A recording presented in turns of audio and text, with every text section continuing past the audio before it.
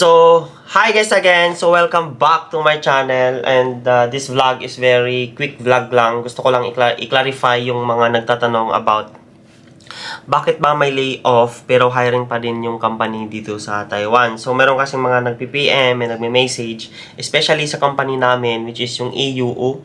Kasi last month, for the past few months, meron kasing na-layoff doon sa other branch ng AUO na I think more than 100 sila na layoff. So, clarify ko lang na yung branch na yon or yung EUO kasi dalawa. So, we have EUO Optronics and EUO Crystal. So, maybe sa Crystal kasi yung na-part na yon, that's why nag-layoff yung Crystal. But sa Optronics naman okay siya. So, ngayon guys, if nag-a-apply ka sa EUO, tapos hindi mo alam kung saan ka na line up or EUO Crystal o EUO Optronics. So, siguro sa EUO Optronics kayo na line up kasi hindi ko alam if yung EUO Crystal is nag-hiring sila now kasi 'di ba nag-layoff nga sila ng mga tao. So probably sa EUO Optronics kayo ma-hire. So bakit ganoon? Bakit may mga ganun na pangyayari? So actually hindi ko rin yun kayo masagot kasi syempre siguro nag-layoff lang yung Crystal kasi nga baka nag-cut sila ng expenses or nag-cut sila ng employment. Nag-cut lang sila ng tawag dito. Nag-cut sila sa budget and maybe baka nag-iba yung ano. So, hindi natin alam kung ano yung, hindi ko alam kung ano talaga yung rason. Pero ang importante lang naman dyan is ikaw na nag-apply sa Pinas, wag mo na problemahin. Kasi, as long as nag-post ng agency na hiring yung EUO Optronics and napaline up kayo, wag nyo na problemahin if na-layoff or hiring pa ba dito sa Taiwan. Kasi once na nag-post dyan sa agency, for sure, malamang kailangan ng tao dito sa EUO Optronics. Kasi guys, ang sitwasyon kasi dito sa Taiwan, for example, may mga nag-i-end ng contract. May nag-i-end ng contract, tapos mayroong mga pumupunta ng ibang countries like Europe, like Poland, Hungary, Canada. So, malamang, yung mga nag-i-end contract, yung mga umuwi ng Pinas, yung mga cross country, kailangan din ng refill yon. So, kailangan ng mga bagong tao. Parang katulad lang din yan sa Pinas. 'Di ba sa Pinas, pag mayroong nag-resign, so kailangan mag-hire ng bago. So, gano'n lang dito sa Taiwan. So, huwag kayong mag-alala if may mga layoffs, may mga kung ano dyan na mga balita or ano dyan. Once na nag-post ang agency na ganito, hiring sila, huwag na kayo magtanong na or magduda na ay hiring po ba talaga si EUO kasi nag-layoff or ganon, ganyan. So, trust the process, trust the agency kasi hindi naman kayo niyan ipapahamak. So, yun lang yung gusto kong i-clarify sa vlog na to. And ngayon kasi, ang sitwasyon, ito pang sitwasyon na, ito pang mindset na dapat nyong huwag nyong i-compare yung company nyo sa company ng iba. Ang i-compare nyo lang, ang basic salary pareho lang lahat. Diba? Ang basic salary is 25,000 something. And yung in terms of other benefits, iba-iba yan. In terms of OT, iba-iba yan. In terms of bonus, iba-iba yan. So, ang basehan nyo lang dyan is, kailangan ang basic salary nyo ma-receive is 25 something. So, yun lang yung pinaka-base. Magkakaiba lang sa OT, sa dorm. Yun, dun lang tayo magkakaiba. So, tapos ito pa, additional tip ko. Huwag kayong magtanong kung alam ko ba yung company na to kasi sa totoo lang guys, hindi ako connected or hindi ako agent, wala akong connection sa mga, probably siguro soon, di ba? Kung magtayo ako na mag-research ako about sa company nito, sorry.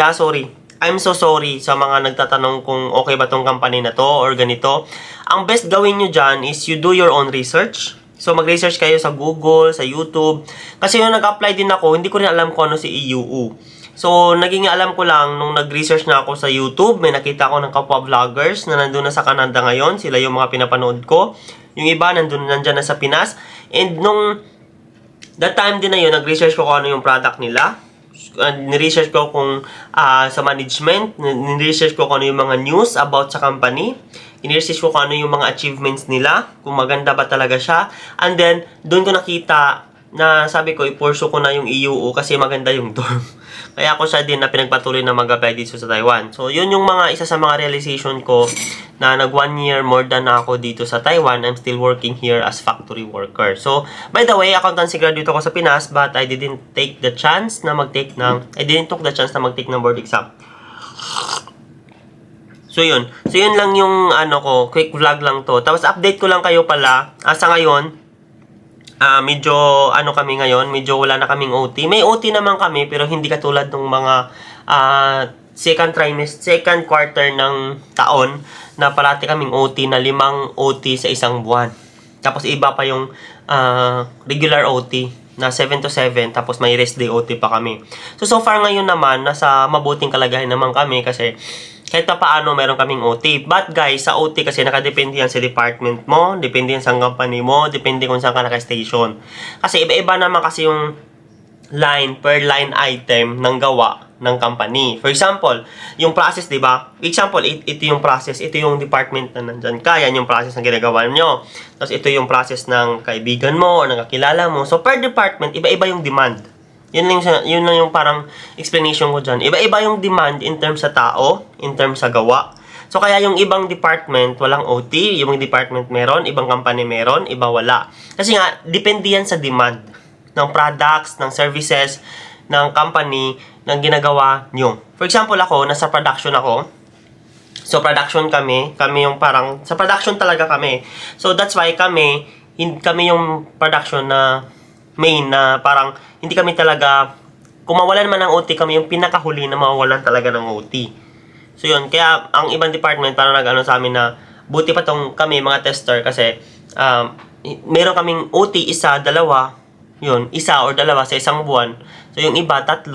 So, depende kasi yan, guys. So, ngayon, ang punto ko lang doon is, pag mag-apply kayo dito papuntang Taiwan, ang problemahin nyo muna is pa-complete yung requirements nyo, makapasaya kayo sa interview, makapasaya kayo sa medical. Tapos, pagdating nyo dito, doon nyo na ma-assess, ma-realize kung okay yung company nyo, kung okay yung trabaho. Kasi, guys, hindi nila i-explain kung ano yung maging trabaho mo dyan sa Pinas pa lang.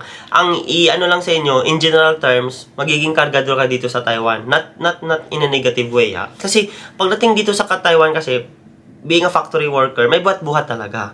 So, yan yung parang general expectations in terms of being a factory worker. But, to be honest, guys, pagdating nyo dito, hindi siya literal na talaga na mabigat yung magbubuhat, as in na mabigat na para kang, may case na mga ganun.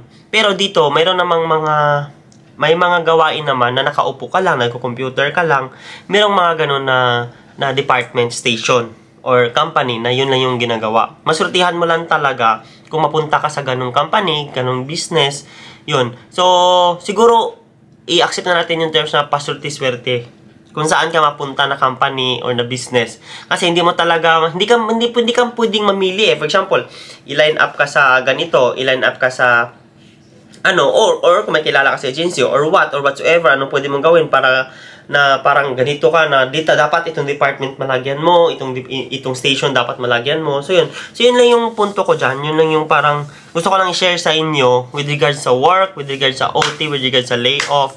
So yun lang, guys, very quick lang to. So minamadali ko lang. So thank you so much for watching. So, if may mga tanong kayo, and to be honest, guys, nag-back to zero ako ngayon kasi nahirapan ako sa camera ko, hindi ko alam kung paano to explore, tapos sa editing ko, nawala na ako.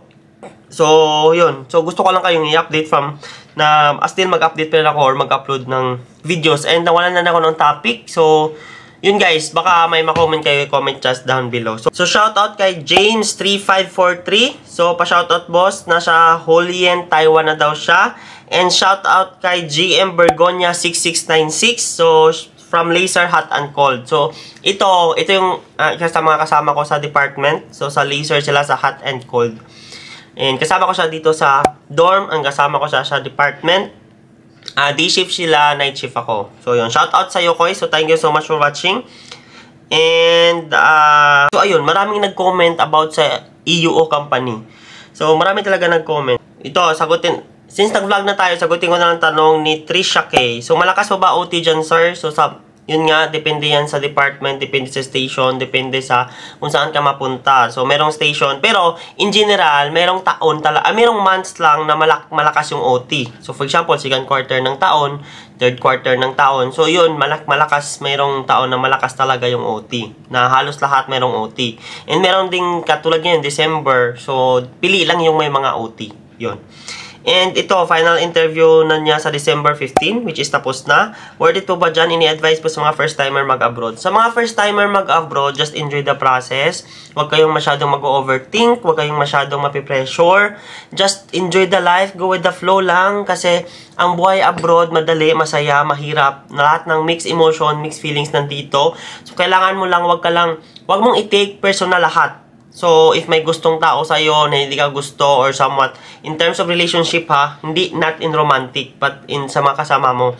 So, gawin mo ang trabaho mo, pagbutihan mo, magaroon ka magkasama, taasan mo ang pasensya mo, and focus ka sa pangarap mo, sa goals mo, kasi ang punta mo dito is magtrabaho, hindi para, alam mo yun, sa sideline or mga ibang bagay.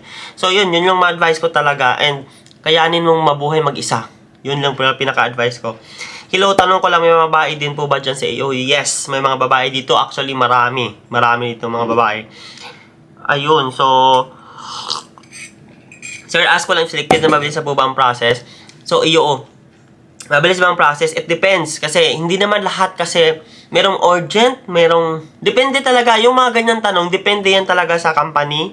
Urgency, depende sa requirements mo. Kung kompleto ka, mabilis. Pwede kang i-prioritize nila. Pwede ka mapaalis agad. Depende. Nakadepende yung process sa iyo, tsaka sa agency, tsaka sa company. Kasi may mga hurdles naman. Pero in general kasi, meron talagang mabilis lang. Kung kompleto ka requirements and kailangan ng company, within 1 month, pwede ka nila mapaalis. Okay? Merong ganun. Meron ako na-interview, meron ako kilala dito na within 1 month, nakaalis sila agad. Posible yon. So, bossing, anong ginagawa mo nung final interview mo sa AO? Anong pinagawa? So, meron akong videos about my interview. Okay? Panoorin nyo na lang. So, yun lang yung, vlog ko for tonight. So, thank you so much for watching this vlog. And as I always said, always believe in yourself. And God is good all the time. And always well. Bye-bye. God bless and good luck.